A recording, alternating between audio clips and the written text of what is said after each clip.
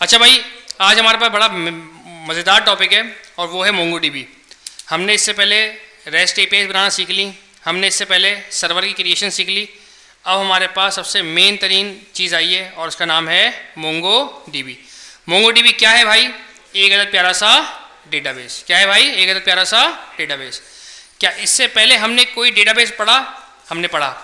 हमने इससे पहले फायरबेस का डेटाबेस पढ़ा, लेकिन वो फायरबेस के प्लेटफॉर्म के ऊपर मौजूद था।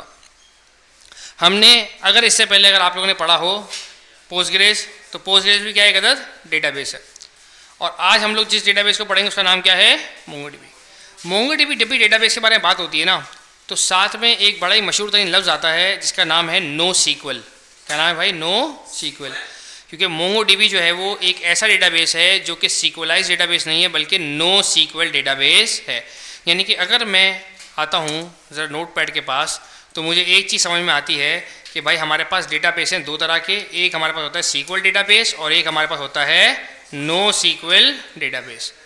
क्या डेटाबेस हमारे पास सिर्फ यही होते हैं? नहीं, हमारे पास इसके अलावा हज़ारों के हिसाब से डेटाबेसेस होंगे। अगर मैं आपको इसकी छोटी सी झलक दिखाऊँ तो मुझे गूगल क्रोम ओपन करना पड़ेगा और इसके ऊपर मैंने बाकायदा एक अदद प्यारा सा हैश नोड के ऊपर ब्लॉग लिखा था, इनो सुफियान और ORM हैश नोड ORMs के ऊपर। तो उसके अंदर मैंने बेसिकली ये चीज़ समझाई थी, यानी ना व्हाट इज़ ORM, शायद यहाँ मिल जाएगा होपफुली। स्टार्ट हो जाओ दोस्त। ये रहा ऑब्जेक्ट रिलेशनल मैपिंग। इसके अंदर मैंने यहाँ पे डेटाबेसेस की शक्ल दिखाई है। ये देखो इतने सारे देखो डेटाबेस है हमारे पास, MySQL, Postgres, Cockroach DB, SAP, Maria DB, SQLite, Oracle, Cordova, Aurora, MongoDB, SQL, ये वो XYZ। तो डेटाबेसेस हमारे पास बहुत सारे हैं। इसमें से हमने अभी तक एक एक्सप्लोर कर लिया पोस्टग्रेस, अगर आप लोगों ने देखा हो तो। दूसरे नंबर पर हमारे पास आ गया मोंगोडीबी। अच्छा, मोंगोडीबी की खासियत क्या है कि भाई ये क्या होता है हमारे पास? No SQL. मोंगोडीबी क्या होता है हमारे पास? No SQL. फायरबेस का जो फायर स्टोरेज मेरे पास वो क्या है? NoSQL. हमारे पास पोस्टग्रेस क्या है भाई? हमारे पास सीक्वल। माई सीक्वल जो यहाँ लिखा हुआ है वो क्या है हमारे पास? सीक्वल। इसे ओरेकल हमारे पास क्या है? सीक्वल। तो इससे से अलग अलग कैटेगरीज है हमारे पास।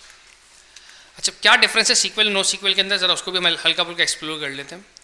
तो भाई सीक्वल और नो सीक्वल में डिफरेंस ये होता है कि हमारे पास सीक्वल जो डेटाबेस होता है ना वो बेसिकली टेबल फॉर्मेट के अंदर होता है। किस फॉर्मेट के अंदर होता है हमारे पास? टेबल फॉर्म के अंदर। यानी कि जैसे मैं अगर एक्सेल को देखता हूँ ना, तो ये एक्सेल मुझे दिख रहा है क्लियर कि भाई यहाँ पे देखो मेरे पास टेबल वाली फीलिंग आ रही है।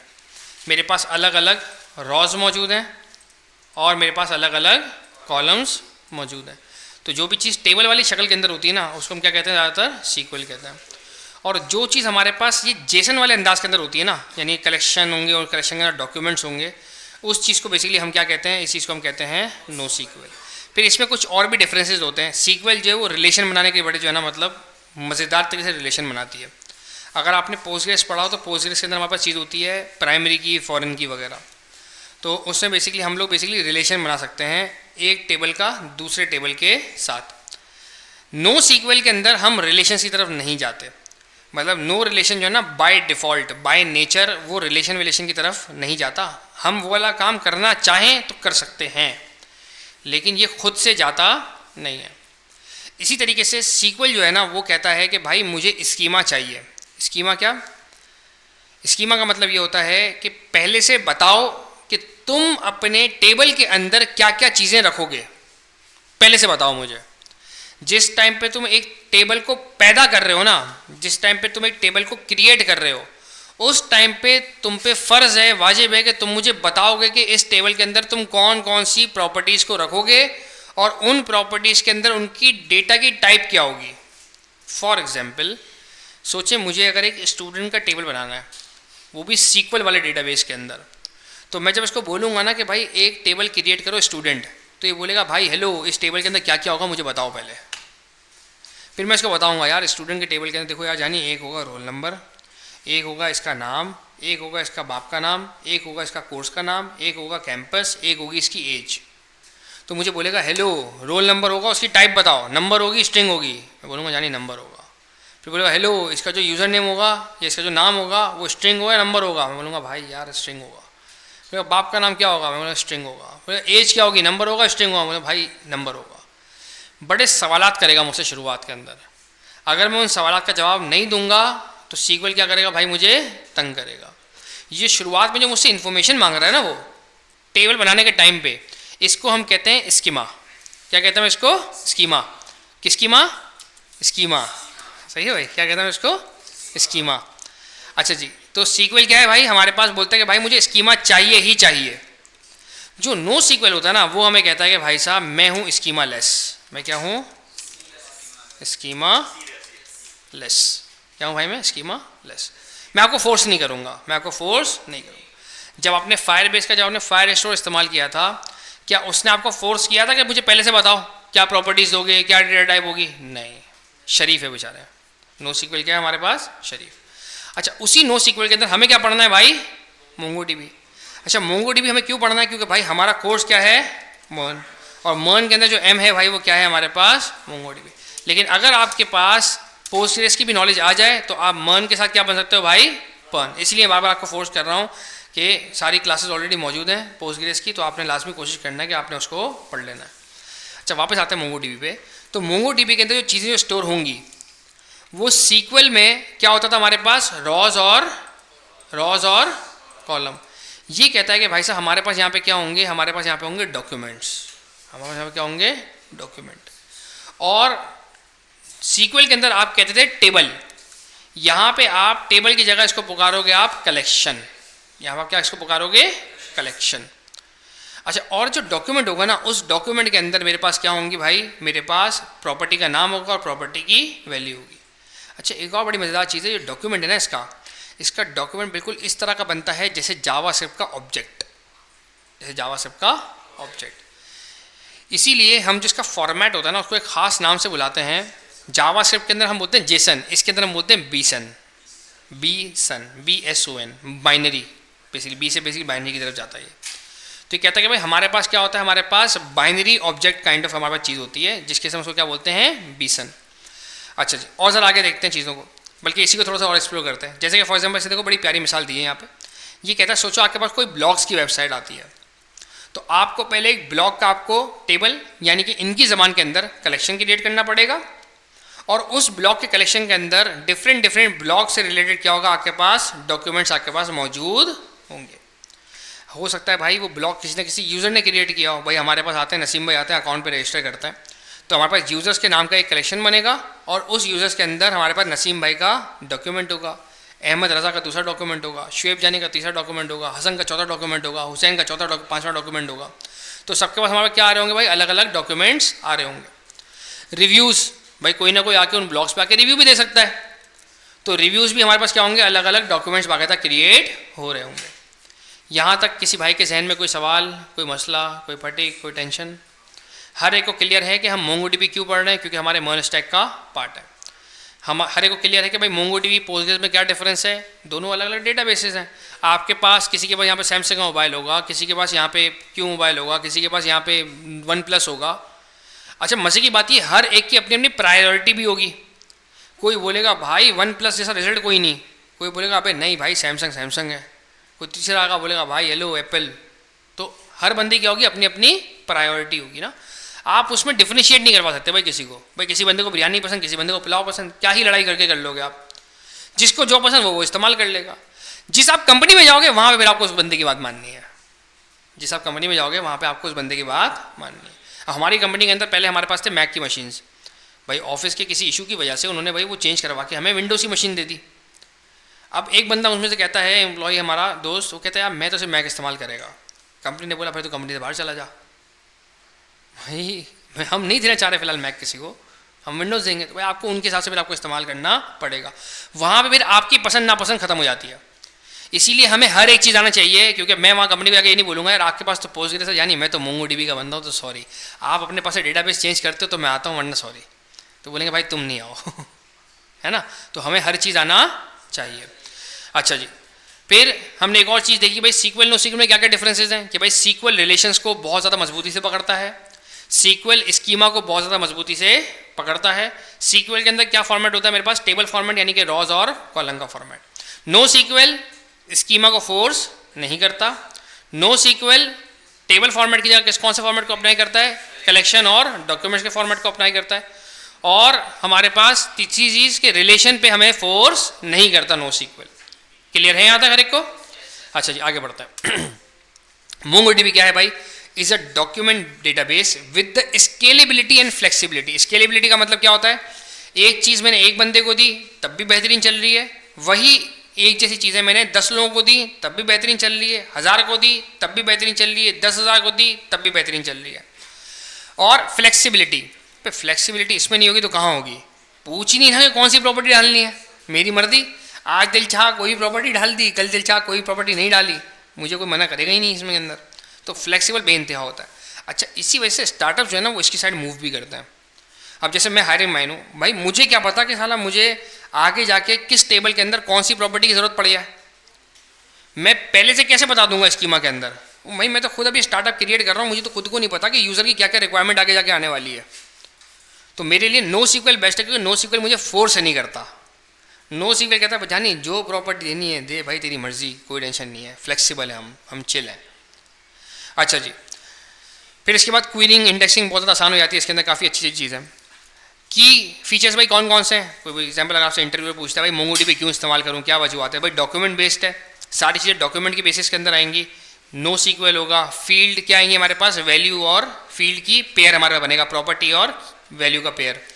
स्केलेबल बहुत ज़्यादा है, very easy to distribute data across multiple machines के ऊपर भी आप क्या कर सकते हो, सर डेटा आप डिस्ट्रीब्यूट कर सकते हो बहुत ईजीली। फ्लेक्सिबल है, स्कीमा की आपको ज़रूरत नहीं होती।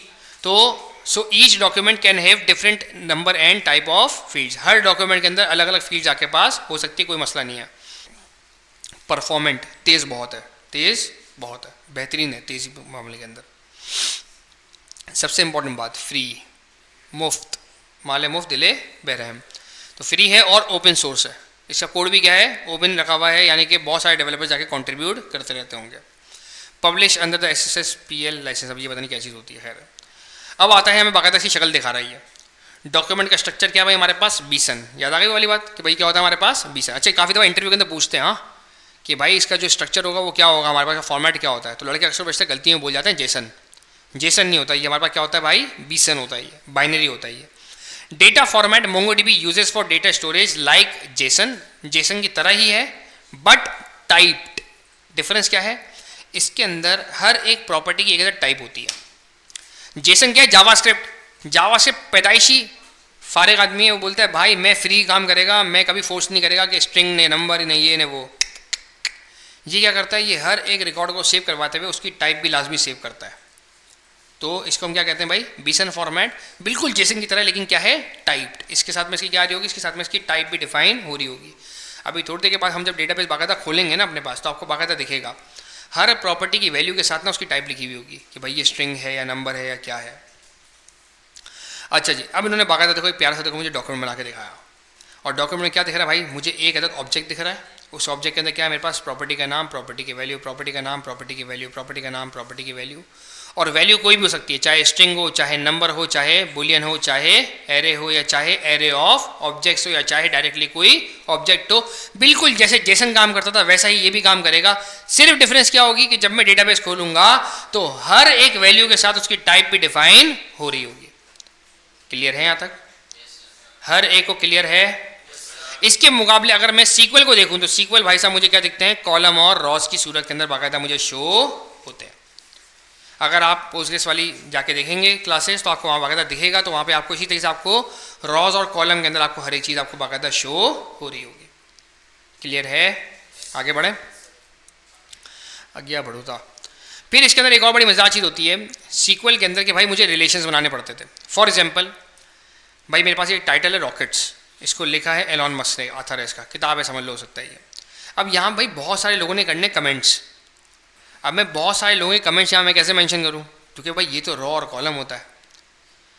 अब मुझे क्या करना पड़ता था सीक्वल के अंदर कि मुझे एक अलग से टेबल बनाना पड़ता था कमेंट्स का, उसके अंदर मैं बहुत सारा एक कमेंट्स लिखता था और उन कमेंट की आईडी जो है मैं उठा के यहाँ पे रखता था कि भाई समझ लो मेरे भाई एक ही किताब है रॉकेट्स, इस पर भाई किस किस बंदे ने कमेंट किया, भाई इस पर कमेंट किया नंबर 1 ने या नंबर 2 ने या नंबर 3 ने XYZ। इसी चीज़ को हम क्या कहते थे भाई, हम यहाँ क्या बना रहे हैं, हम बाकायदा रिलेशन बना रहे हैं।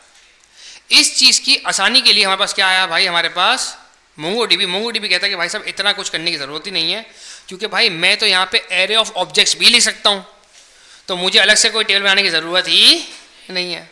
मैं तो यहीं पे एरे ऑफ ऑब्जेक्ट डाल दूंगा, उस ऑब्जेक्ट के अंदर फिर एक और एरे डाल दूंगा, फिर उस एरे के अंदर फिर एक और ऑब्जेक्ट डाल दूंगा, मुझे भाई साहब कोई टेंशन नहीं है।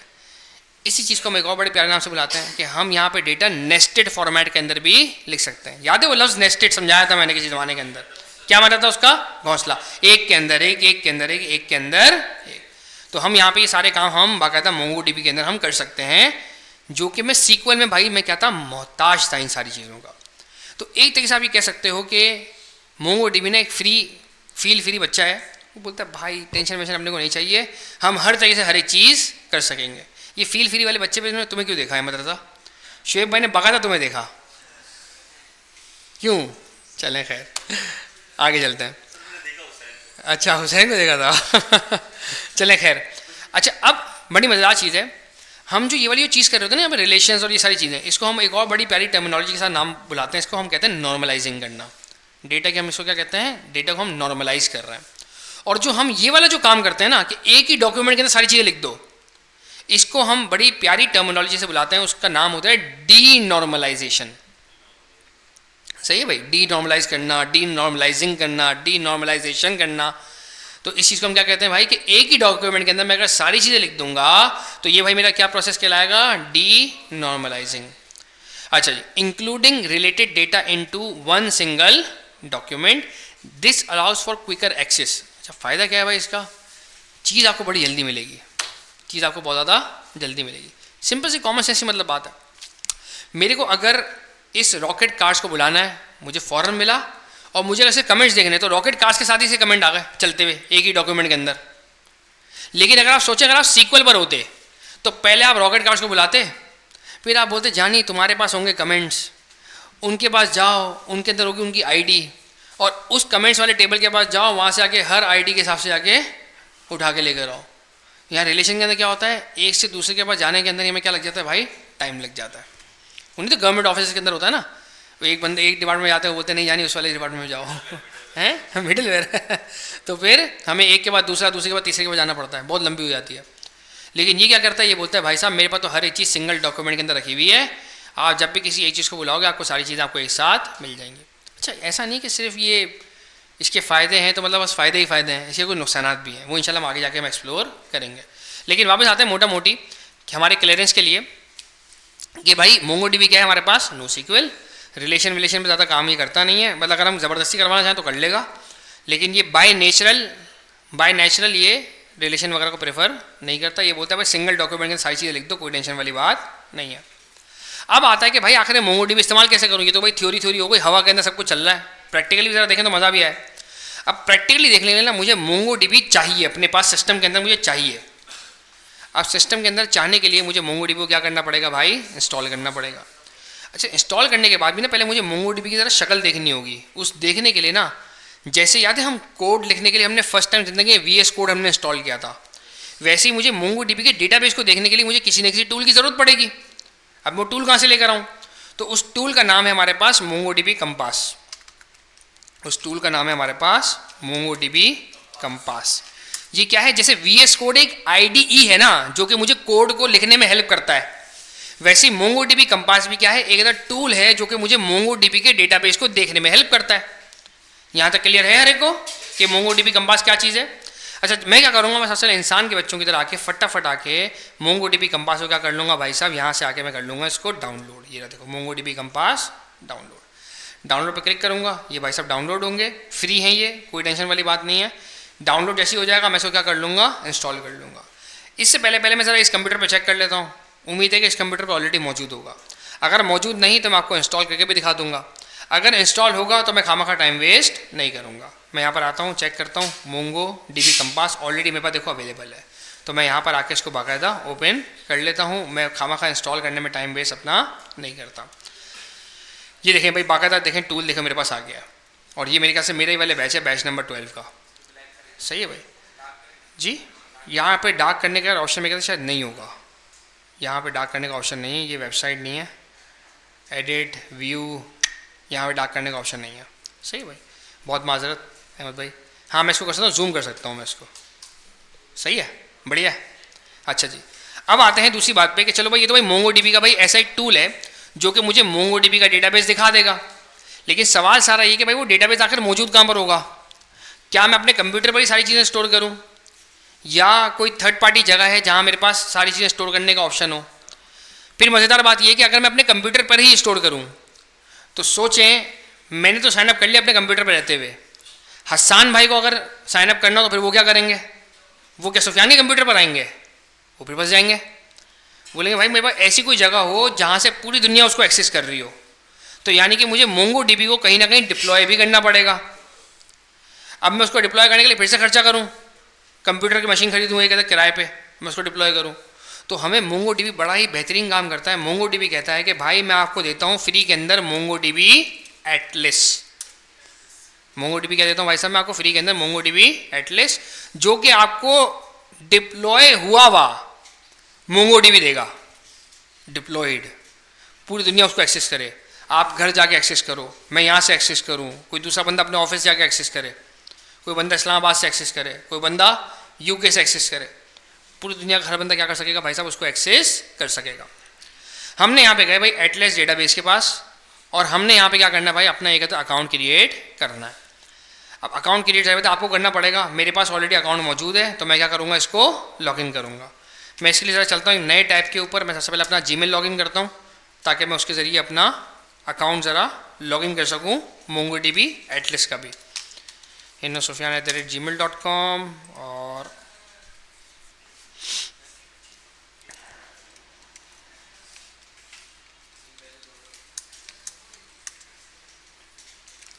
पासवर्ड भूल गया मैं।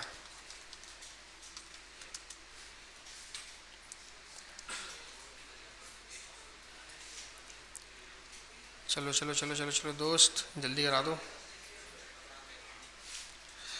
आया नहीं अभी तक यार, इंटरनेट नहीं चल रहा क्या मोबाइल का? चल रहा है, आ गया आ गया आ गया। इंटरनेट स्लो है। Yes it's me.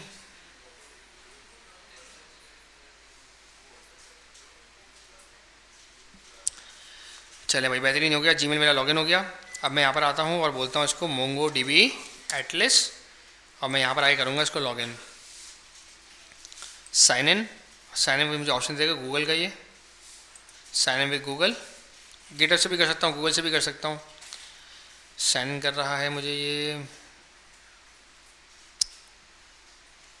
ये भाई ने बाकायदा मुझे साइन इन कर दिया।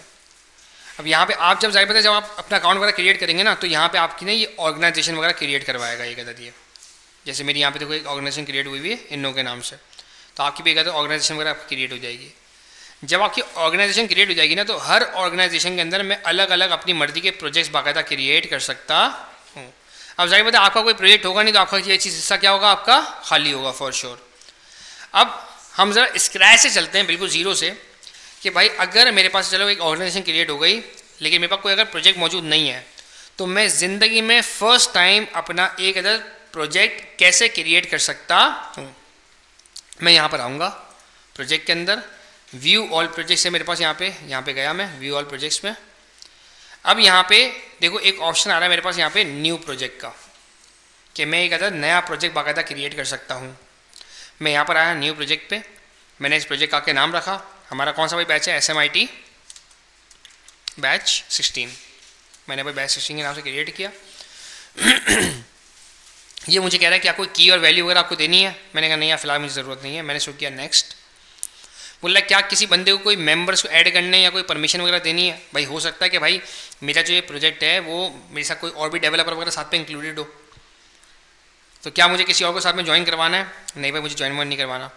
मैंने कहा भाई क्रिएट प्रोजेक्ट भाई मेरा क्रिएट कर दो। ये इसने भाई देखो मेरा प्रोजेक्ट बाकायदा इसने क्रिएट कर दिया। अब इसने मेरा एक प्रोजेक्ट क्रिएट कर दिया, लेकिन अभी तक इसने मेरे लिए कोई मशीन नहीं खरीदी। देखो प्रोजेक्ट खरीदना एक अलग चीज़ है, मशीन खरीदना एक अलग चीज़ है।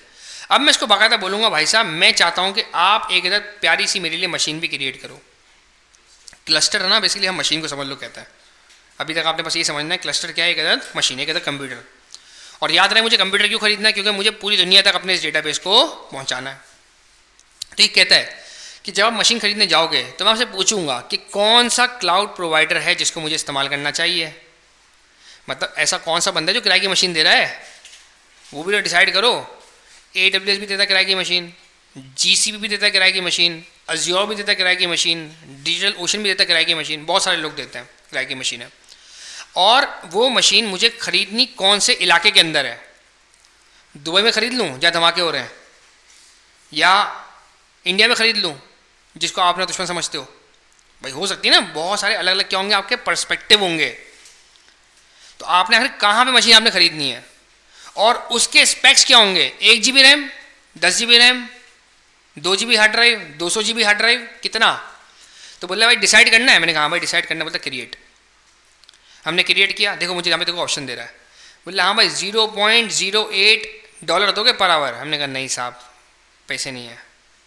बोला 0.011 दोगे? नहीं साहब पैसे नहीं है। अरे भाई फ्री लेगा? हाँ भाई फ्री लूँगा। 512 MB का स्टोरेज, रैम आपकी क्या होगी भाई? शेयर्ड रैम होगी, और CPU भी आपका क्या होगा भाई? शेयर्ड होगा। बोले किससे खरीदूँ? लेकिन AWS भी देगा फ्री के अंदर, क्लाउड भी देगा, गूगल क्लाउड भी देगा यानी कि गूगल वाले, और माइक्रोसॉफ्ट यानी कि अज्योर वाले भी देंगे। अब फ्री है, प्रैक्टिस ही करनी है, मुझे क्या सोचना, कहीं से मिल जाए फ्री की चीज़ तो है। तो हमने AWS रहने दिया। मतलब कौन से रीजन में? मेरा डेटा इतना कोई सिक्योर भी नहीं है यार, कहीं भी रख दो धमाके से उड़ता है, उड़ भी जाए, मसले की बात नहीं है कोई। हमने भाई इसको यहीं पे रहने दिया, कोई टेंशन नहीं है। और हमने हमारा कर दिया क्रिएट डिप्लॉयमेंट। अब देखो भाई क्या हो रहा है, बाकायदा डिप्लॉयमेंट का क्या मतलब होता है? एक सामान इससे उठाया और इसने बाकायदा जाके कहीं ना कहीं जाके इसने मशीन के ऊपर जाके ये स्टोर करता जा रहा है। वो कह रहा है ठीक है, कनेक्शन कैसे करोगे ये बताओ। बोल रहा है कोई IP का एड्रेस, क्या किसी मखसूस IP से आपको कनेक्ट करना है MongoDB को, या दुनिया में कोई बंदा भी इसको कनेक्ट कर सके? मैंने कहा भाई कोई बंदा भी कनेक्ट कर सके। तो मैं गया नेटवर्क एक्सेस में, और नेटवर्क एक्सेस के अंदर मैं यहाँ पर आके इसको बोलूँगा कि आपने सिर्फ और सिर्फ मेरी IP यहाँ पे रखी है, आपने यहाँ पे सिर्फ और सिर्फ मेरी IP रखी है। मैं चाहता हूँ कि भाई दुनिया का हर एक बंदा इसको एक्सेस कर सके। एडिट IP एक्सेस लिस्ट, मुझे यहाँ पे 000 लिखना पड़ेगा। अच्छा यहाँ पे बाकायदा नहीं ऑप्शन भी दे रहा होता है एक, अभी शायद नहीं देगा मेरे ख्याल से, अब नहीं आ रहा वो वाला ऑप्शन, अब खुद से लिखना पड़ेगा। ओए इतनी मेहनत करनी पड़ेगी। चलो कैसे लिखते थे वो? 0. बस /0 बस ऐसे लिखेंगे। अब देखो क्या कह रही है, this access list entry potential allows access to all. बोला भाई साहब अभी आपको क्या कर रहा है, आप दुनिया में हर बंदे को एक्सेस दे रहे हो कि हर बंदा आके आपकी वेबसाइट को क्या कर सकेगा, वेबसाइट को तो नहीं, आपके डेटाबेस को क्या कर सकेगा, आके एक्सेस कर सकेगा। अब मैंने इसको कोई फिक्स IP नहीं दी, अब मैंने इसको क्या बोला कि भाई दुनिया भर में हर बंदा आके allow access from anywhere and anyone can access it, कोई बंदा भी कहीं से भी आके इसको एक्सेस कर सकता है। अच्छा पहले क्या किया हुआ था इन लोगों ने, पहले यहाँ पे इन्होंने बटन दिया हुआ था अलाउ एक्सेस फ्रॉम एनीवेयर, उस पर क्लिक करते थे ना हम जैसे ही, तो ये लिखा हुआ खुद से आ जाता था। लेकिन अब से हमें क्या करनी पड़ी, थोड़ी सी मेहनत करनी पड़ी है, मेहनत करवा रहे हैं ये लोग, क्या कर सकते हैं, कंफर्म कर लिया हमने यहाँ पर आके। अब बाकायदा पेंडिंग स्टेज के अंदर है, कुछ देर के बाद ये क्या हो जाएगा, हमारे पास अप्रूव हो जाएगा। अब देखो क्या लिखा हुआ है, we are deploying your changes. आपने जो भी चेंजेस कहे हम उसको क्या कर रहे हैं भाई साहब, डिप्लॉय कर रहे हैं। अच्छा जी, जब तक मैं आता हूँ वापस यहाँ पे, फिर ये कहता है कि भाई आपका कोई यूज़र नेम होगा, आपका कोई पासवर्ड होगा जिसके ज़रिए आपका डेटाबेस क्रिएट करना है। मैं कहता हूँ बात तो सही है, क्योंकि उसी यूज़र नेम से और उसी पासवर्ड से मैं क्या करूँगा भाई, हमेशा अपने डेटाबेस को क्या करूँगा, एक्सेस करूँगा। तो मैं यहाँ पर आके लिखता हूँ कि भाई साहब इन्नो सुफियान DB यूज़र अच्छा नाम है, और मैं कहता हूँ कि भाई मुझे यहाँ पे समझ लो पासवर्ड लिखना है सेम पासवर्ड लिख देता हूँ मैं, ताकि मुझे याद रहेगा, इन्नो सुफियान _DB_ यूज़र। और मैं करता हूँ यहाँ पे क्रिएट डेटाबेस यूज़र। मैंने बाकायदा डेटाबेस बाकायदा मैंने क्रिएट कर लिया। बोलता भाई साहब कनेक्ट कैसे करोगे अपने कोड के साथ, ये तो बताओ, चूज़ करना है कोई मेथड। मैंने कहा हाँ करा ही दो यार। अब बोलता है कि भाई साहब मैं आपकी एप्लीकेशन कनेक्ट करा दूंगा, लेकिन सवाल ये है किससे कनेक्ट करना है, कंपास से, किससे कनेक्ट करना है, शेल से, किससे कनेक्ट करना है, VS कोड से। आगे जाके वैसे VS कोड जाना पड़ेगा मेरे को, क्योंकि मेरा कोड कहाँ लिखा हुआ होगा, VS कोड में। अभी लेकिन फिलहाल क्या मुझे कोड करना है, नहीं करना। अभी फिलहाल मुझे क्या करना है, मुझे इसको सिर्फ डेटाबेस की तरह मुझे शक्ल देखनी है। तो शक्ल देखने के लिए मैं क्या करता हूँ, इसको कंपास के साथ कनेक्ट करने की कोशिश करता हूँ। मैं कहता हूँ भाई मुझे कंपास के साथ कनेक्ट करना है। बोलता है ठीक है। बोलता है कंपास इंस्टॉल है। मैं कहता हूँ हाँ जानी कंपास इंस्टॉल है। अगर इंस्टॉल नहीं है तो देखो मुझे यहाँ देखो ऑप्शन भी दे रहा है। बोलता है मैक का चाहिए, मैं कहा नहीं। बोलता है उबंटू का चलता है, मैं कहता नहीं। कहता है विंडो का चाहिए, मैं कहता हाँ, फिर ये मुझे क्या करता, बाकायदा इसकी इंस्टॉलेशन मुझे यहाँ पे लाके प्रोवाइड कर देता। लेकिन मेरे पास ऑलरेडी मोंगोडीबी कंपास मौजूद है, तो मैं यहाँ पर आऊँगा और सीधा सीधा क्या करूँगा भाई, ये रहा मेरा प्यारा सा कनेक्शन स्ट्रिंग, इसको मैं क्या कर लूँगा भाई साहब, अपने पास कर लूँगा कॉपी। क्लियर है यहाँ तक हर एक को? अच्छा, इस अगर आप मोंगोडीबी के स्ट्रिंग को देखो ना, इसके अंदर बड़ी देखो मज़ेदार चीज़ लिखी हुई है। यहाँ लिखा हुआ है देखो इसके पास यूज़र नेम, और कोलन के बाद यहाँ देखो क्या लिखा हुआ है इसके पास, पासवर्ड। क्लियर है यहाँ तक?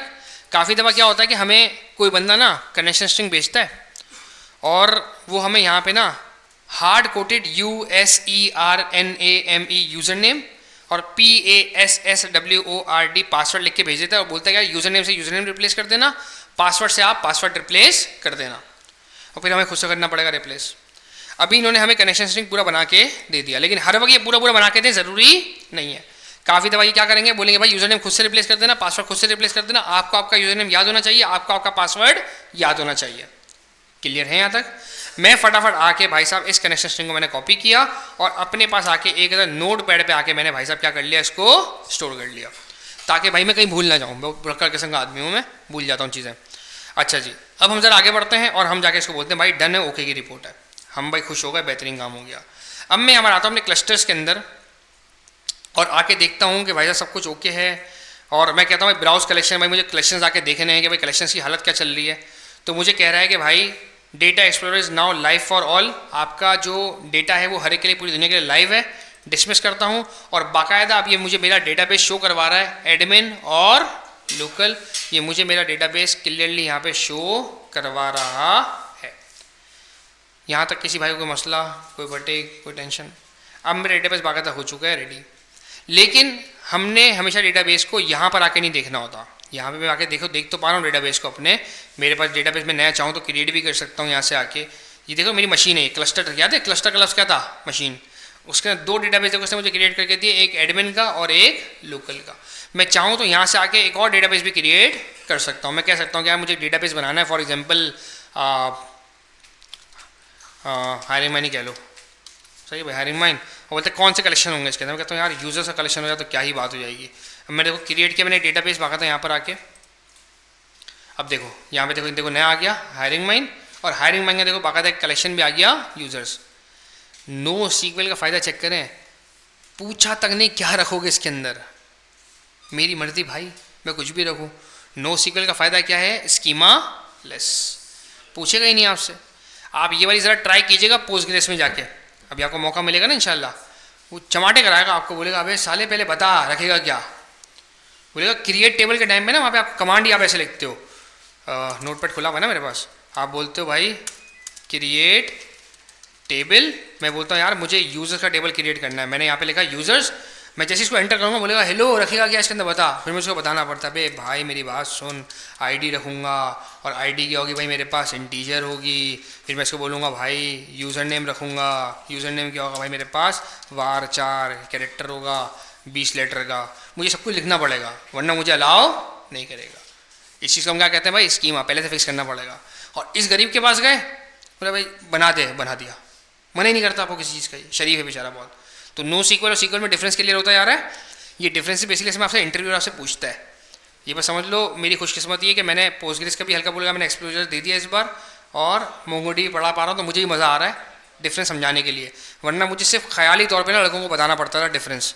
अब पता नहीं किसी को समझ में आता था, किसी को समझ में नहीं आता था, लेकिन ये आप लोगों का भी अच्छा फ़ायदा हो जाएगा कि अगर आप लोग पोस्टग्रेस और मोंगोडीबी अगर आप लोग एक साथ लेके चलोगे ना तो आपको बहुत अच्छे तरीके से आपको दोनों डिफरेंसेस ना आपको क्लियर होते जाएंगे, बड़ा मज़ा आएगा आपको भी इंशाल्लाह जी।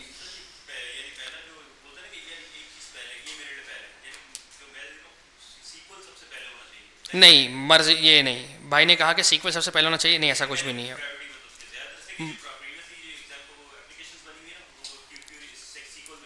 नहीं ऐसा भी नहीं है कि सबके सब सीक्वल बेस हो, सीक्वल नो सीक्वल दोनों ही मार्केट में बिल्कुल टक्कर के मुकाबले पे चल रहा है। आप किसी को भी ये नहीं बोल सकते कि यार ये पहले या वो पहले, किसी को भी नहीं आप बोल सकते। अब वही वाली बात आती है यहाँ पे, वही वाली मिसाल आ जाएगी, एक बंदे को बिरयानी पसंद है, एक बंदे को पिलाओ। अब बिरयानी वाले के पास जाओगे बोलेगा बिरयानी बेहतरीन, पिलाओ वाले के पास जाओगे बोलेगा पिलाओ बेहतरीन, लेकिन इन रियलिटी दोनों का आपस में कोई मुकाबला ही नहीं है, सिरे से दोनों का कोई मुकाबला नहीं है। आप देखें बिरयानी वाले अब बिरयानी भी रखते हैं साथ में पिलाओ भी रखते हैं, उनको पता है भाई दोनों चीज़ें ही क्या है चलने वाली हैं। तो इसी तरह से पोस्टग्रेस की भी इक्वल डिमांड है, मोंगो डीबी की इक्वल डिमांड है। अब ये सवाल यहाँ पे ये आता है कि अगर मैं इन दोनों में से कोई अगर एक चीज़ नहीं सीखूंगा तो वो अपॉर्चुनिटीज़ मेरे यहाँ से निकल जाएंगी कहीं पे। भाई एक मिसाल है, अगर हायरिंग मैन की मतलब बात करूँ, हायरिंग मैन का पूरा डेटाबेस जो है वो मोंगो डीबी पर है। अब सोचें भाई, एक आप आ गए सीक्वल सीख के, आप मेरे तो किसी काम के नहीं हो, मैं क्या बोलूँगा आपको, भाई पहले जाके नो सीक्वल पे जाके हल्का फुल्का खुद करके ट्रेन करके आ जाओ, फिर मेरे दरवाजा आपके लिए ओपन है। तो हमें अपने लिए दरवाजे बंद ही क्यों करना है, हमें कोशिश करनी है कि हम हर एक चीज़ सीखें। तो मैं ये कहूँगा खास तौर पर जो 10 दिन की छुट्टी आनी, समझ लें ये नेमत है आपके लिए, जितनी ज़्यादा चीज़ें आप एक्सप्लोर कर सकते हो गड़प कर आनी है आपने। खैर वापस आते हैं पॉइंट पे। अच्छा, अब मज़ेदार बात क्या है कि भाई ज़िंदगी भर तो भाई मैं यहाँ पे डेटाबेस को इस्तेमाल करने वाला नहीं हूँ, मैं इसको बंद कर दिया मैंने इसको। अब मतलब मुझे अगर डेटाबेस इस्तेमाल करना है, फिर मैं बेवकूफ़ों की तरह जाऊँ और जाके मोंगो डीबी वगैरह साइन इन करूँ, पंचायत है ना यार, ये साइन इन करो, फिर साइन इन करने के लिए पहले गूगल से साइन इन करो। तो भाई मेरे पास मोंगो डीबी कंपास किस मर्ज की दवा है आखिर। मैं सीधा नोट पैड पर आऊँगा, मैं नोट पैड को बोलूँगा भाई साहब ये है ना कनेक्शन स्ट्रिंग, मैं मोंगो डीबी कंपास के पास आया, मैं यहाँ पर आता हूँ, प्लस का निशान है, ये देखो क्या लिखा हुआ है, कनेक्शंस। मैं कहता हूँ भाई प्लस का निशान, एक नया कनेक्शन बनाओ और सेव एंड कनेक्ट। बोलता है नाम बताओ इसका नाम, मैं कहता हूँ भाई इसका नाम है मेरे पास SMIT बैच 16। बोलता है डिफरेंशिएशन को कलर वाला रखना है, मैंने कहा हाँ यार अच्छा है, इसको थोड़ा ब्लू ब्लू का कर दोगे ना तो अंधे को पता चल जाएगा कि हाँ ये हमारा SMIT बैच 16 का है। सेव एंड कनेक्ट, ये तो कनेक्ट कर रही है, Compass is ready to update, और सब कुछ कर दिया इसने, और मुझे बाकायदा इसने SMIT बैच 16 बाकायदा से मुझे प्रोवाइड यहाँ पे कर दिया। और अगर आप इसका कलर देख रहे हो तो कलर भी देखो इसका क्या है, ब्लूइश कलर है इसका। और साथ में देखो क्या कह रहा है, बोल रहा है एक डेटाबेस है आपके पास हायरिंग माइन, एक डेटाबेस है आपके पास एडमिन, एक डेटाबेस है आपके पास लोकल। और हायरिंग माइन के डेटाबेस के अंदर क्या है, मेरे पास एक प्यारा सा कलेक्शन यूजर, जो कि क्या पड़ा है भाई साहब, खाली पड़ा है, सन्नाटा। क्लियर है दोस्तों यहाँ तक हर एक को। अब मेरा डेटाबेस दुनिया की एक्सेसिबल होने के लिए मोंगो डीबी एटलिस पे डिप्लॉयड भी है। घर पे जाके हसन भाई भी इसको कनेक्ट कर सकते हैं, हुसैन भाई भी कनेक्ट कर सकते हैं, हसन भाई भी कनेक्ट कर सकते हैं। और जो भी कहीं से भी डेटा भेजेगा वो एक ही डेटाबेस के अंदर जा रहा होगा। डेटाबेस कहाँ रखा हुआ है भाई साहब, इसका मुंबई के अंदर रखा हुआ है।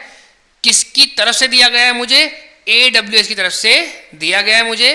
क्या मैं इसके कोई पैसे भर रहा हूँ, नहीं, मैंने AWS का फ्री वाला पैकेज लिया है। कितनी मशीन थी, 512 MB वाली, और शेयर्ड रैम थी उसकी। क्लियर है यहाँ तक हर एक को, चिल है, पक्की बात है। आगे बढ़ते हैं।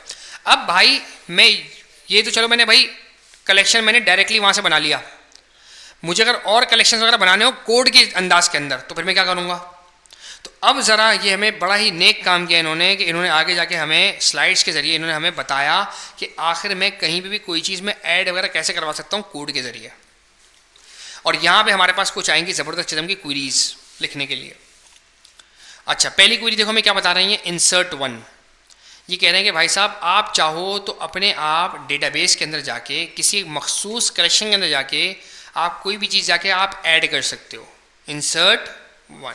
अच्छा, मज़ेदार बात है भाई आखिर में क्वेरी कहाँ लिखूँ, क्योंकि मज़ेदार बात ये ना कि मोंगो डीबी का जो कंपास है ना ये एक बहुत अच्छा GUI लेके बैठा हुआ है। GUI का मतलब होता है ग्राफिकल यूज़र इंटरफेस।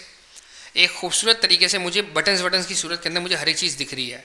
मुझे कोई अगर रिकॉर्ड वगैरह ऐड करना हो तो भाई साहब मैं यहीं से आके यहाँ से आके बाकायदा मैं रिकॉर्ड वगैरह ऐड कर सकता हूँ।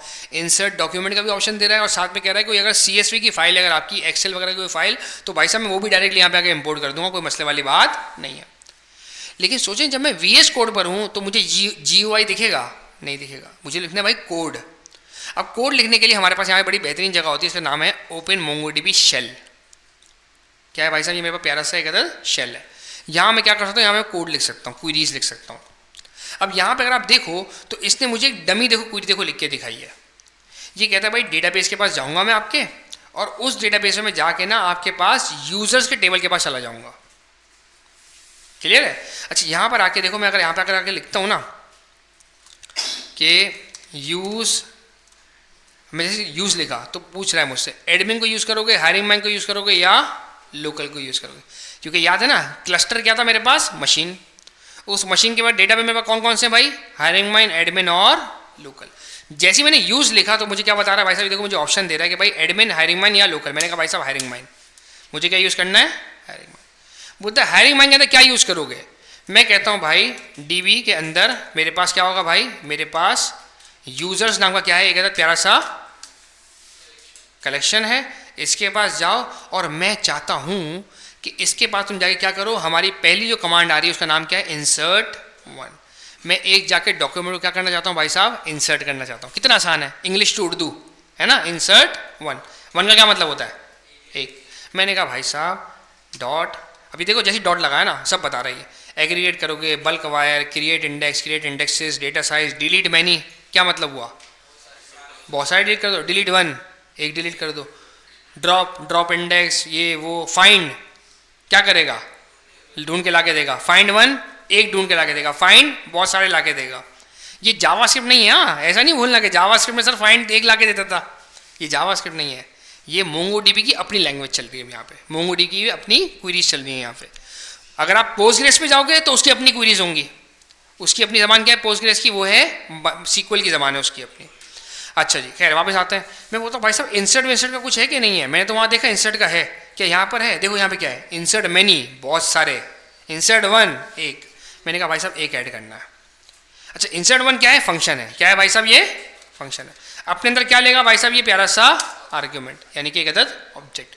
मैं ऐसा कहता हूँ क्या ही अच्छी बात होगी कि आप मुझे यूज़र्स है ना, तो यूज़र्स के अंदर आप मुझे एक अदद यूज़र नेम लिखने दें। यूज़र का नाम होगा नसीम, और यूज़र का हमारे पास होगा, समझ लगा मैं अगर हायरिंग मैन बना रहा हूँ तो जॉब टाइटल। नसीम भाई क्या है आपका जॉब का title, electrical supervisor, electrical supervisor.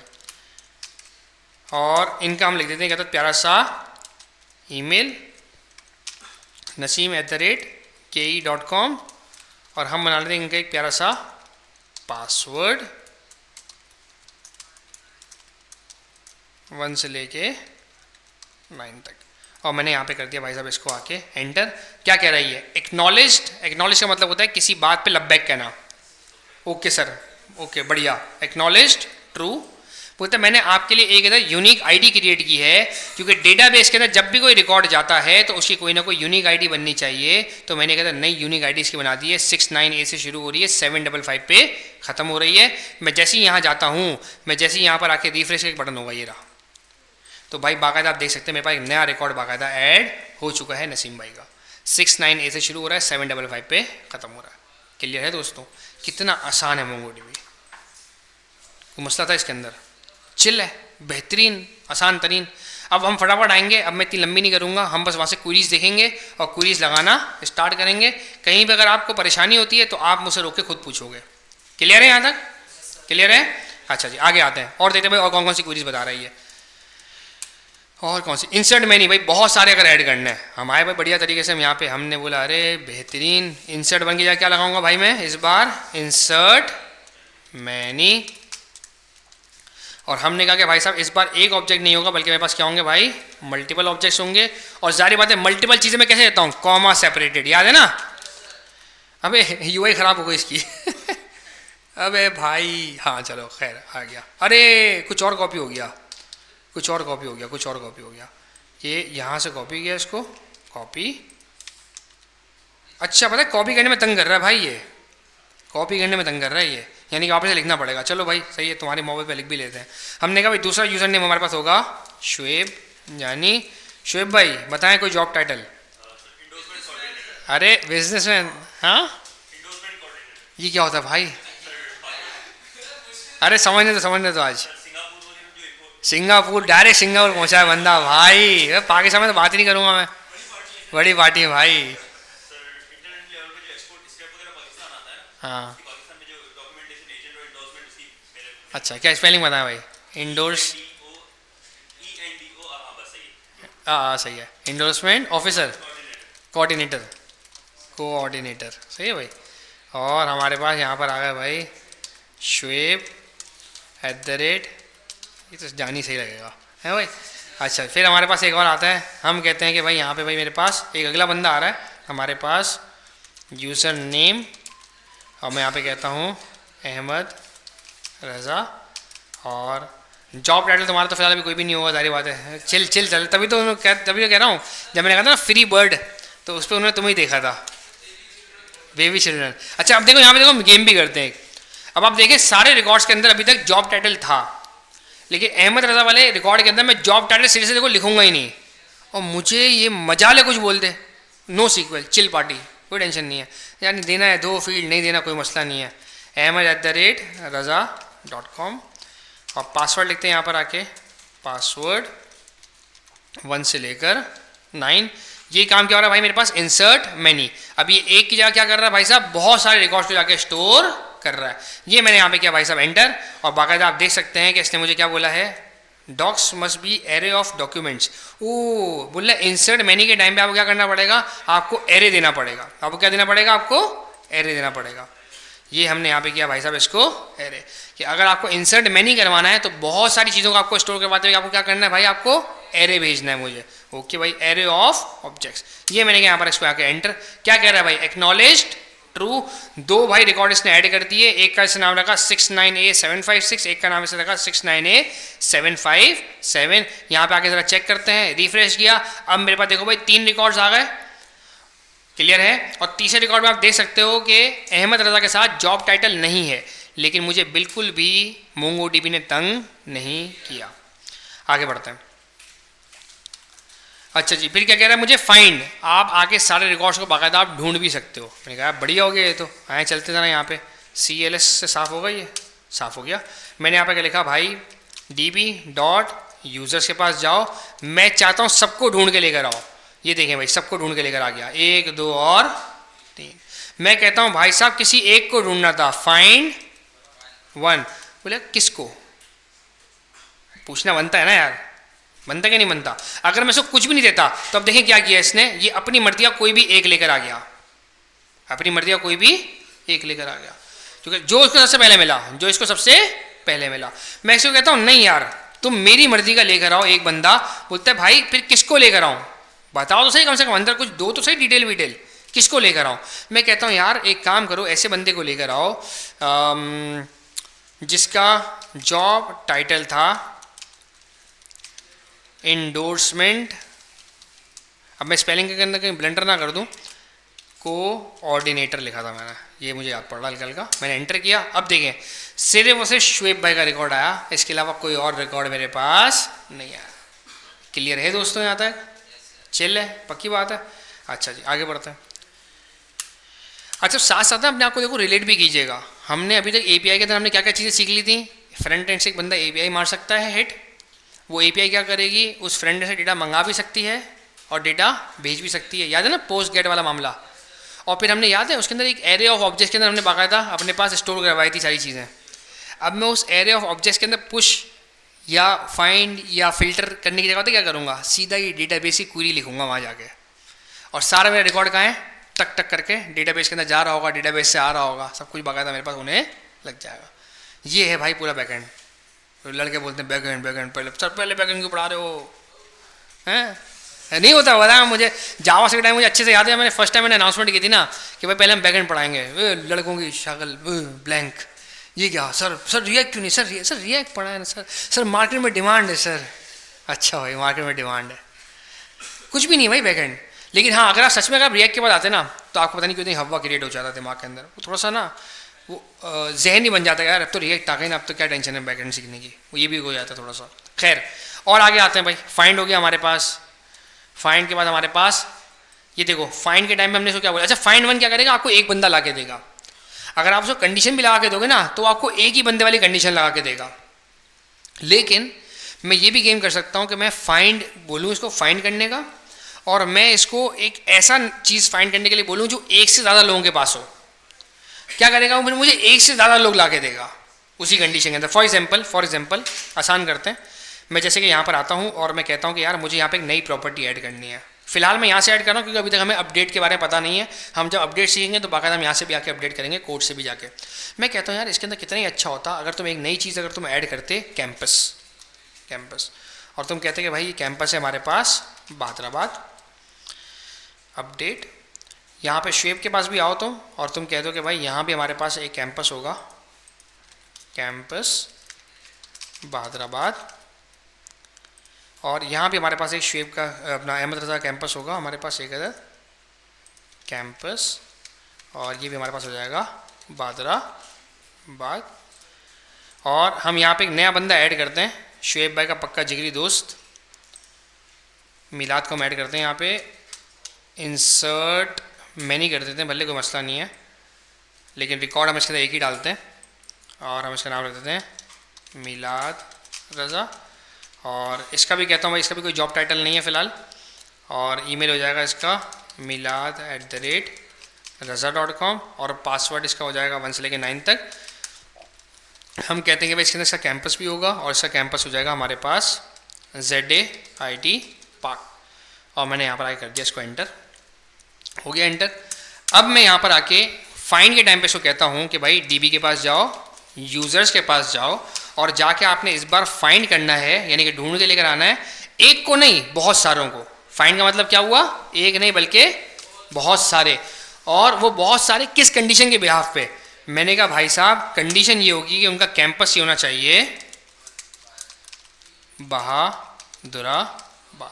अब देखिएगा ये एक को लेकर नहीं आएगा बल्कि 3 को लेकर आएगा। ये देखें, एक नसीम भाई आए, एक मेरे पास शुएब भाई आए और एक मेरे पास अहमद रज़ा भाई आ गए। मिलाद भाई मेरे पास नहीं आए, ये कंडीशन उनके हिसाब से मैच नहीं होती। अगर मैं यहाँ पर आगे करता हूँ फाइंड 1, तो फिर ये क्या करेगा, सिर्फ पहले वाले बंदे को लेकर आएगा जो भी इस कंडीशन के और मैच करता होगा, जो कि सारी बातें कौन होंगे हमारे पास, नसीम भाई। और अगर मैं इसको कहता हूँ कि भाई फाइंड करो, लेकिन फाइंड करते हुए आप मुझे ला के दो ऐसा बंदा जो कि कहाँ का हो, ZAIT पार्क का, तो फिर मुझे कौन ला के देगा भाई, ये एक बंदा ला के देगा जिसका नाम क्या होगा मेरे पास, मिलाद। क्लियर है दोस्तों हर एक को? चले, आसान है, आगे बढ़े।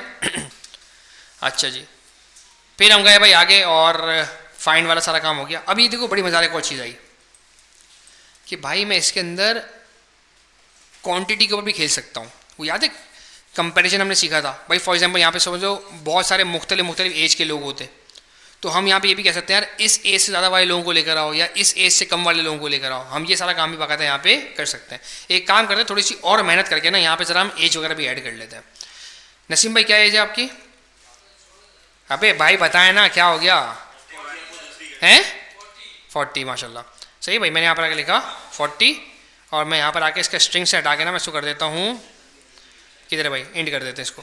अच्छा ये देखें, याद आई वाली बात, बीसन क्या बोलता था कि मैं बिल्कुल जेसन की तरह हूँ लेकिन टाइप। वो दिख रहे हो, मैंने आपको कहा था डेटाबेस आपको दिखेगी साइड में टाइप दिख रही है, क्लियर टाइप।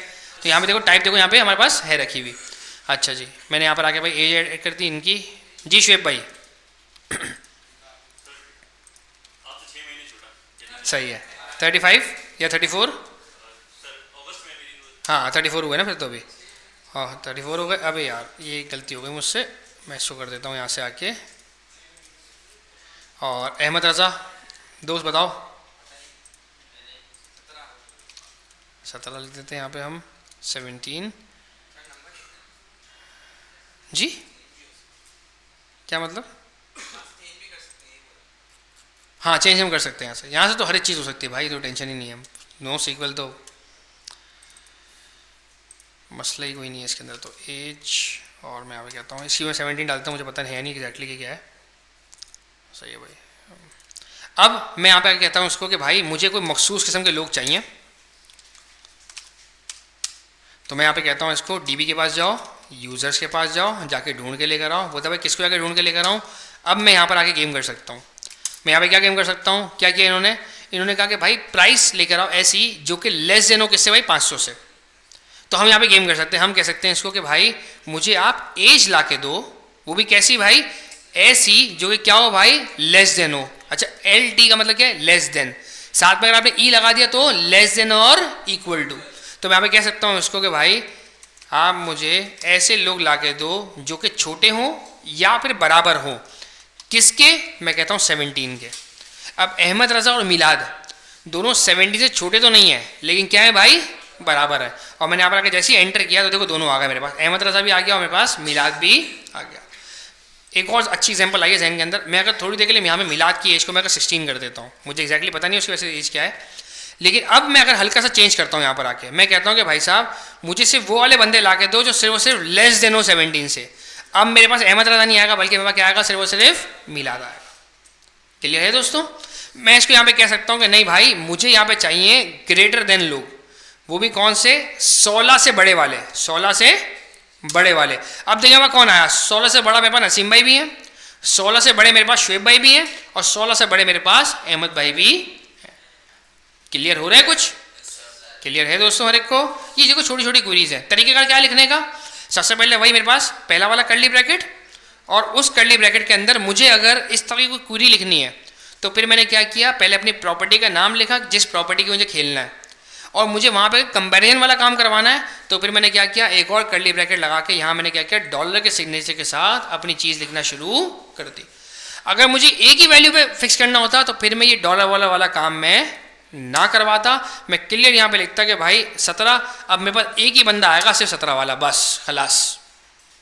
क्योंकि अब यहाँ पे मैं ये नहीं बोल रहा ग्रेटर देन और इक्वल टू लिखो या लेस देन और इक्वल टू लिखो, ऐसा मैं कुछ भी नहीं बोल रहा। लेकिन अगर मुझे ग्रेटर देन और इक्वल टू या लेस देन और इक्वल टू बोलना है, फिर मुझे क्या करना पड़ेगा, अब मैं ऐसा नहीं लिख सकता, अब मुझे पहले एक और दफ़ा कर्ली ब्रैकेट लगाने पड़ेंगे और यहाँ पे डॉलर के साइन के साथ बोलना पड़ेगा GT यानी कि ग्रेटर देन, या फिर ग्रेटर देन और इक्वल टू, या फिर लेस देन, या फिर लेस देन और इक्वल टू। क्लियर है दोस्तों? ये नहीं, डेटा टाइप का से कोई ताल्लुक नहीं है। डेटा टाइप से मतलब बुरा हाँ जाए, मतलब कंपैरिजन करना है तो फिर नंबर पे ही जाना पड़ेगा ना मुझे, स्ट्रिंग का स्ट्रिंग से क्या मैं ग्रेटर देन इक्वल टू कर पाऊंगा, पॉसिबल नहीं है। जी दोस्त,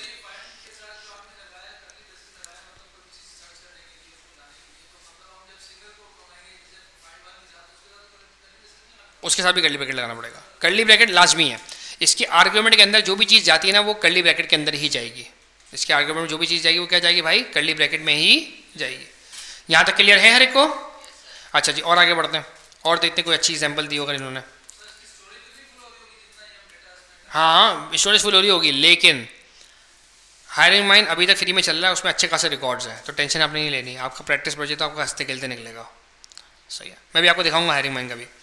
अच्छा जी, फिर क्या कह रहा है भाई ये, और कोई चीज़ बड़ी मज़ेदार चीज़। अब कह रहा है कि भाई मुझे ऐसी चीज़ ला के दो जिसकी प्राइस क्या हो मेरे पास 500 से लेस देन हो, लेकिन उसकी रेटिंग क्या हो मेरे पास ग्रेटर देन और इक्वल टू 4.8। यानी कि यहाँ पे भाई साहब मैं दो चीज़ें कंपेयर करवा रहा हूँ, एक चीज़ नहीं। और मैंने यहाँ पे क्या लिखा है, और ऑपरेटर, या तो क्या हम भी ऐसा काम कर सकते हैं? आए ज़रा ट्राई करते हैं। हम यहाँ पे इसको कहते हैं कि भाई मुझे आप ऐसा बंदा ला के दो फाइंड के अंदर, और मैं कहता हूँ यहाँ पर इसको आके और ऑपरेटर, मैं कहता हूँ कि भाई दो चीज़ों के ऊपर आके आप लगाओ और ऑपरेटर। अच्छा, और ऑपरेटर जब भी लिखूंगा ना तो मुझे यहाँ पे लगाना पड़ेगा एरे, मुझे यहाँ पे क्या लगाना पड़ेगा, एरे, क्योंकि मल्टीपल चीज़ों की देखो बात हो रही है, देख रहे हो। और ऑपरेटर देखो जैसे ही लगा तो यहाँ पे देखो क्या लगा मेरे पास, एरे, क्योंकि यहाँ पे आप क्या करोगे, मल्टीपल चीज़ों के दरमियान आप क्या करोगे, कंपेरिजन करवाओगे। मैं कहता हूँ यार मुझे ऐसा बंदा आप ला के दो, नंबर 1 मैं इसको देता हूँ क्वेरी यहाँ पे, मुझे आप ऐसा बंदा ला के दो जिसका या तो कैंपस क्या हो, जिसका या तो कैंपस हो ZAIT पार्क, नंबर 1 डील मैंने इसको दे दी। और दूसरी डील देता हूँ मैं इसको कि या फिर उसकी एज जो है ना, उसकी एज जो है वो ज़्यादा हो किससे भाई, उसकी एज जो है वो ग्रेटर देन और इक्वल टू हो 35 से। अब देखिए मैंने क्या इसको मैंने इक्वेशन लिखी है। मैंने कहा भाई देखो मेरी बात सुनो, आपने सबको जाके ढूंढ के लेकर आना है। फाइंड का मतलब क्या है, सबको ढूंढ के लेकर आओ। फाइंड 1 का मतलब क्या होता है, किसी एक को ढूंढ के लेकर आओ। फाइंड 1 को सबको ढूंढ के लेकर आओ।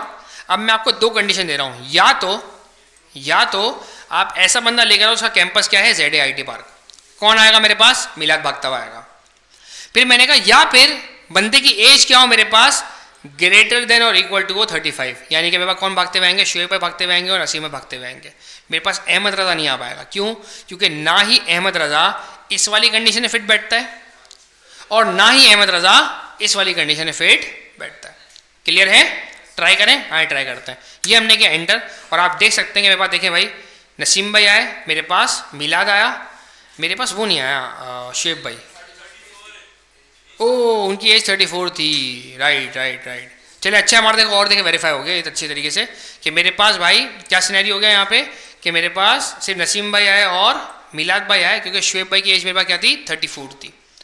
क्लियर है दोस्तों यहाँ तक हर एक को? अच्छा अब जी 16 है, लेकिन यहाँ पे तो क्या लगा हुआ था, और ऑपरेटर का मतलब क्या होता है, या तो आप ये वाली कंडीशन पूरी कर लो या तो आप ये वाली कंडीशन, दोनों का पूरा होना जरूरी नहीं है।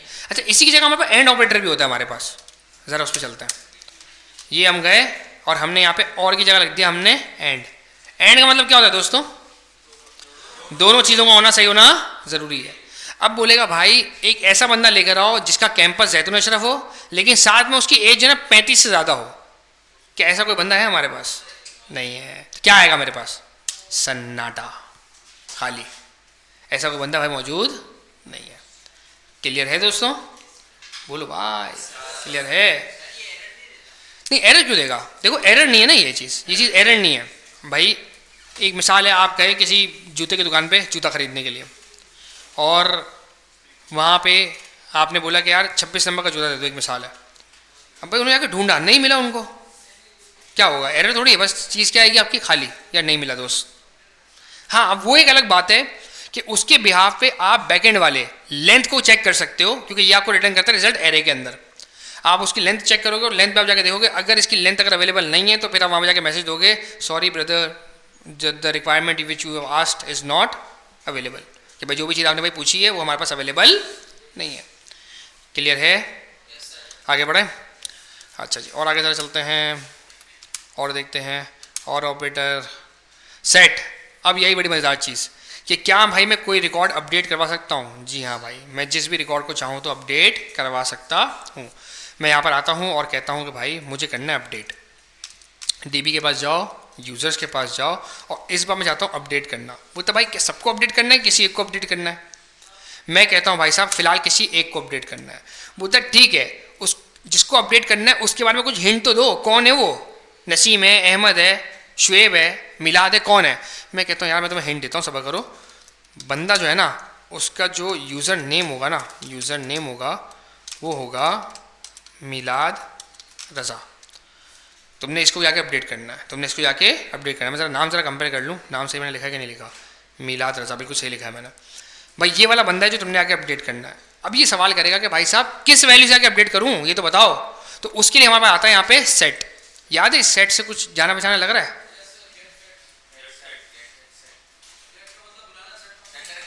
एक और भी जगह थी जहाँ पे हमने सेट को इस्तेमाल किया था, फायरबेस के अंदर भी। फायरबेस का जो फंक्शन था ना वो भी सेट के नाम से था। फायरबेस का जो अपडेट का फंक्शन था ना, हाँ सेट डॉग, वहाँ भी हमारे पास ये फंक्शन इसी सेट के नाम से था। वो गेटर सेटर तो आप लोग उस पे चले गए, वो तो बिल्कुल एक अलग चीज़ है। लेकिन ये बेसिकली सेट कौन सा वाला है हमारे पास? ये बेसिकली वही वाला सेट के तरह का लफ्ज़ है जैसा फायरबेस के टाइम पे हमारे पास था। तो फिर मैं यहाँ पर क्या करूँगा भाई, सेकंड वैल्यू आके मैं इसको दूंगा कि भाई साहब आखिर मुझे क्या चीज़ मुझे अपडेट करवानी है। मैं इसको बोलूँगा भाई मेरी बात समझो, मुझे चीज़ अपडेट करवानी है। उसमें मैंने यहाँ पर आके लिखा सेट। अब ये सेट के टाइम मुझसे पूछेगा कि भाई साहब आपको कौन सी चीज़ आपको अपडेट करवानी है। तो मैं इसको बोलता हूँ कि यार अब उनका जो कैंपस है ना भाई वो क्या हो रहा है, साथ साथ चेंज हो रहा है। तो आप एक काम करो, इसका कैंपस आप क्या कर दोगे भाई, इसका कैंपस आप जेड सेट आगे आप क्या कर दोगे, बहादुराबाद। अपडेट 1 हमने किया किसको भाई? हमने अपडेट 1 किया मिलाद वाले यूज़र को। और किससे हमने अपडेट करवाया भाई? इसका हमने अपडेट करवा दिया इसका कैंपस बहादुराबाद। ये हमने किया भाई साहब एंटर। तो आप देखो क्या दिख रहा है, एक्नॉलेज्ड ट्रू। क्या कोई नई आईडी इंसर्ट की है? नहीं।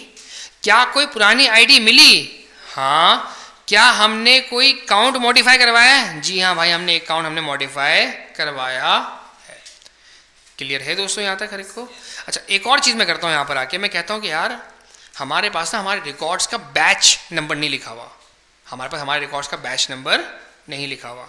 तो मैं यहाँ पर आके कहता हूँ कि यार आप एक काम करो। अच्छा, मुझसे गलती हो गई कि मैंने अभी से इसको बहादुराबाद में कन्वर्ट कर दिया। मुझे पहले उसूली तौर पे ये चाहिए था कि मैं बाकी आप सबका ना पहले बैच नंबर लिख देता, और मैं वो पकड़ता कैसे हर एक को, आप लोगों को मैं पकड़ता कैंपस बहादुराबाद के नाम से। तो मैं एक काम करता हूँ, ज़रा वापस से मिलाद रज़ा को बुलाता हूँ और मैं कहता हूँ यार इसका ज़रा वापस से आप कैंपस कर दो ZAIT पार्क।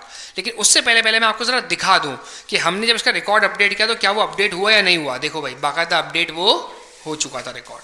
अब मैं इसको वापस ज़रा बहादुराबाद से कन्वर्ट करके मैं इसको वापस ज़रा क्या करता हूँ भाई, ZAIT पार्क कन्वर्ट हो गया ये।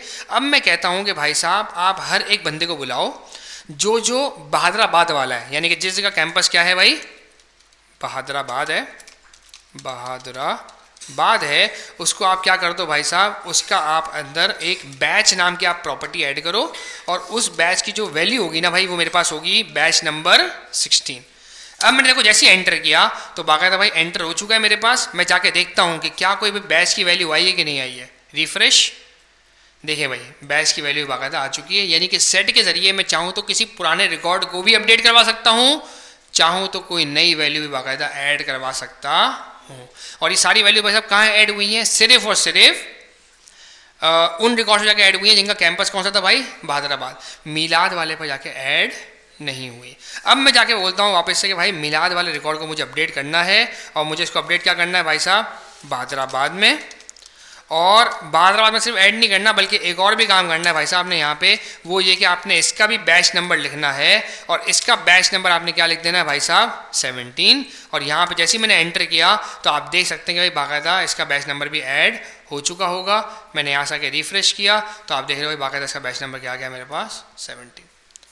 क्लियर है दोस्तों?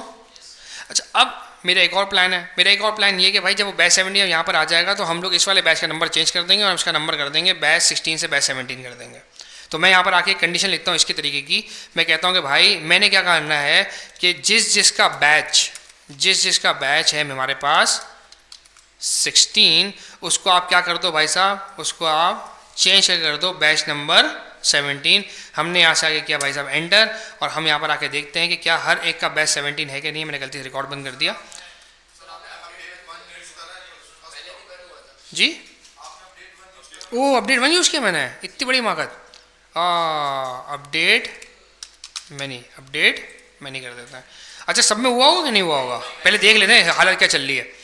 अच्छा जी, हमने देखा कि भाई बैच 17 नसीम भाई का तो हो गया, और शुएब भाई का बाकी है, और अहमद रज़ा का बाकी है। चलो सही है, एक काम करते हैं यहाँ पे आके ऐड करते हैं।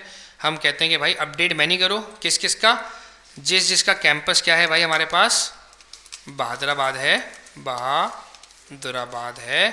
सबका आपने बैच क्या कर देना भाई? आपने 17 कर देना है। हमने जैसे एंटर किया तो भाई चारों रिकॉर्ड देखो भाई हमारे पास मैच हुए। उनमें से 2 रिकॉर्ड हमने क्या किया भाई साहब? मॉडिफाई, क्योंकि 2 रिकॉर्ड पहले से हुए थे। अब चारों के चारों रिकॉर्ड बाकायदा मेरे पास आ चुके होंगे। बैच 17, बैच 17, बैच 17 और बैच 17। क्लियर है दोस्तों हर एक को? बोलो भाई। चले आगे बढ़ते हैं। हुए फिर मुझे दोनों वैल्यूज़ कंपेयर करनी है, प्राइस भी और साथ में रेटिंग भी दोनों कंपेयर करनी है। तो मैंने भाई दोनों को ऐसे लिख दिया, और साथ में कोई चीज़ मैंने दोनों कंपेयर करवा के, जिनके पास ये दोनों वैल्यूज़ कंपेयर हो रही हों सिर्फ उनके पास ही आके अपडेट करवाना है। तो फिर मैंने ऐसे भी लिख सकता हूँ कि भाई जिसके पास ये दोनों चीज़ें सेम मैच करती हों उसके पास जाके आपने क्या करना है भाई साहब? आपने आके सेट करनी है वैल्यू। तो मैं ऐसे भी कर सकता हूँ। फिर आता है डिलीट मैनी, कि भाई क्या बहुत सारे रिकॉर्ड्स को क्या आपने डिलीट करना है? तो ये पॉसिबिलिटी भी हमारे पास मौजूद है। मैं यहाँ पर आता हूँ और इनको कहता हूँ कि db.users.delete many। मैं कहता हूँ कि भाई आपने बहुत सारों को डिलीट करना है, यानी कि यहाँ पे कोई एक डिलीट नहीं होगा बल्कि बहुत सारे डिलीट होंगे। और मैं कहता हूँ कि एक काम करो, आप डिलीट करो एज पे रख के, और एज पे रख के आप देखो कि लेस देन और इक्वल टू, अगर किसी की अगर एज है लेस देन और इक्वल टू 17 तो आप उन सारे रिकॉर्ड्स का रिमूव कर दो। तो अहमद रज़ा का रिकॉर्ड रिमूव हो जाएगा, मिलाद का रिकॉर्ड रिमूव हो जाएगा। ये देखें, एंटर किया मैंने, देखिए क्या कह रहा है भाई? 2 अकाउंट आपने डिलीट कर दिए।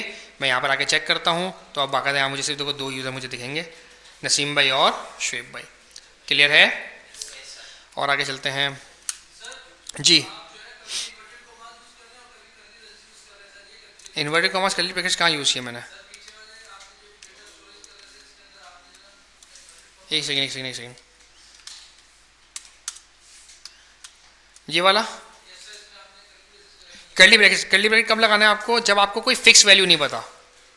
अब देखिए आप यहाँ पे देखिए क्या लिखा हुआ है, यहाँ पे लिखा हुआ है ऐसी एज जो फिक्स 17 नहीं हो, 17 या 17 से नीचे वाली हो। तो मुझे यहाँ पे क्या यूज़ करना है? मुझे यहाँ पे कंपैरिजन वाला सीन यूज़ करना है। याद है वो कंपैरिजन ऑपरेटर यूज़ करते थे, ग्रेटर देन, लेस देन वगैरह। तो यहाँ पे अब जाहिर बात है मैं वैसे एरोज नहीं बना सकता, तो मुझे क्या लिखना है यहाँ पे? मुझे LTE या LT या GT या GTE लिखना पड़ेगा जी। नहीं, इसका इन्वर्टेड कॉमास नहीं लगाते। अब देखिए मैं क्या कर रहा हूँ, यहाँ पे मैं LT लिख रहा हूँ। LT का मतलब क्या है? Less than. मैं GT लिख रहा हूँ, GT का मतलब क्या है भाई? Greater than. GTE और LTE ग्रेटर देन और इक्वल टू, सेम वैसे ही लेस देन और भाई इक्वल टू। अब जब भी मुझे इस तरह की चीज़ लिखनी है ना कोई भी, तो मुझे इसके साथ ना डॉलर लगाना ज़रूरी है। इसके साथ मुझे क्या ज़रूरी है? डॉलर लगाना ज़रूरी है। और ये वाली चीज़ क्या होगी? ये वाली चीज़ एक कर्ली ब्रैकेट के अंदर लाजमी बंद होगी। अगर मुझे डिफाइन करना ना कि यार एज लेकर आओ 17, अब तो ये सारी 17 की एज वालों को लेकर आ जाएगा।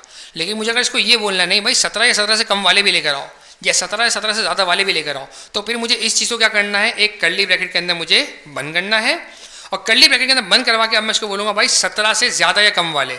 लेकिन ज़्यादा या कम वाले में यहाँ पर आके कोई एरो नहीं लगा सकता। मुझे क्या बोलना है इसको? लेस देन या लेस देन इक्वल टू वगैरह। और इसके साथ मेरे लिए क्या ज़रूरी है भाई साहब? मैं डॉलर का साइन भी लगाऊँ। क्लियर है हर एक को? अच्छा जी। बाकी इंशाल्लाह अपने हाथ से आप लोग प्रैक्टिस करोगे होता है, इंशाल्लाह क्लियर हो जाएगा। अगर मैं इसको डिलीट माइंड के अंदर कुछ भी ना दूँ तो फिर क्या होगा?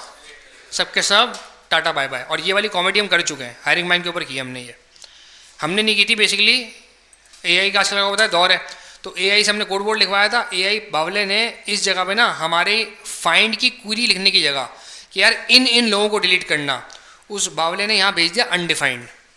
अनडिफाइंड का मतलब क्या होता है? पता नहीं। मोंगोडीबी का नया वर्जन आया, वर्जन 6 समथिंग। तो अनडिफाइंड जब पुराने वाले वर्जन में आता था ना, वर्जन नंबर 5 पे, तो ये क्वेरी को नहीं चलाता था। वर्जन नंबर 6 पे ने पता क्या किया? अनडिफाइंड अगर आकर ना उसको खाली समझेगा। और खाली का मतलब क्या होता है? सबको उड़ा दो। हमारा जितना एप्लीकेंट्स का डेटा था ना, मतलब रिक्रूटर पे लोग अप्लाई करते थे, तो हमारे डैशबोर्ड में जितना भी एप्लीकेंट्स का डेटा था सबका सब शार्ट, टाटा बाय बाय। ये समझाने का मकसद ये है कि देखो इस तरह से चीज़ें हो जाती हैं, लेकिन हमें बचना होगा, हमें इससे पहले बचना होगा। और गलती ज़रूरत इंसान से कभी भी हो सकती है। वो तो शुक्र हमारा सारे यूज़र का डेटाबेस नहीं किया, वरना इतनी मेहनत से 6,500 लोग लेकर आया हूँ मैं, वो सब जुब रफू चक्कर गायब हो जाते हैं। उससे एप्लीकेशन डेटा था, तो हमें इतना बड़ा कोई मसला नहीं हुआ, क्योंकि ऑलरेडी सीवी वगैरह ईमेल पे जाती थी, तो रिक्रूटर से तो ऑलरेडी अपनी ईमेल से सीवीज वगैरह निकाल लिए होंगे। लेकिन सोचा अगर ये यूज़र्स के ऊपर चलता, सारी मेहनत एक दिन के अंदर सफ़ा चट। जी दोस्त, कोई कुछ कह रहा था यहाँ पे, सॉरी। बैकअप, बहुत भाई ने प्यारी बात के लिए, बैकअप लव सीन है यार। बैकअप होता है नॉर्मली, लेकिन हम ठहरे फ्री वाले लोग, गरीब लोग। अब वो बोले एक तो साले तेरे को अकाउंट देना इस्तेमाल करने के लिए, ऊपर तेरे नखरे इतने के तेरे को बैकअप भी चाहिए है। मतलब सोचे लो, वो बंदा नहीं आए अपने जना आपको खाना वाना खिला रहे हो, बोलते यार खाना तो दे दिया, रात के लिए भी दे दो यार मालिक। बोले अबे अभी खा भाई, तू रात की क्या परवाह कर रहा है बैठ के। तो बैकअप पैसों का आता है, सारा मसला ये है, पैसों का आता है। और सारी बात है फिर पैसे भी, मतलब एक डेटाबेस की अगर कॉस्ट समझ लो 10 रुपये, तो 2 डेटाबेस की कितनी हो गई? 20 रुपये हो गई। तो ये बढ़ता रहेगा हिसाब किताब। अच्छा जी, और आगे चलते हैं। यहाँ भाई हमारा टॉपिक हमारा हुआ एंड। यहाँ हमारा टॉपिक क्या हुआ? एंड। नेक्स्ट टॉपिक हमारा होगा इंशाल्लाह मोंगूस।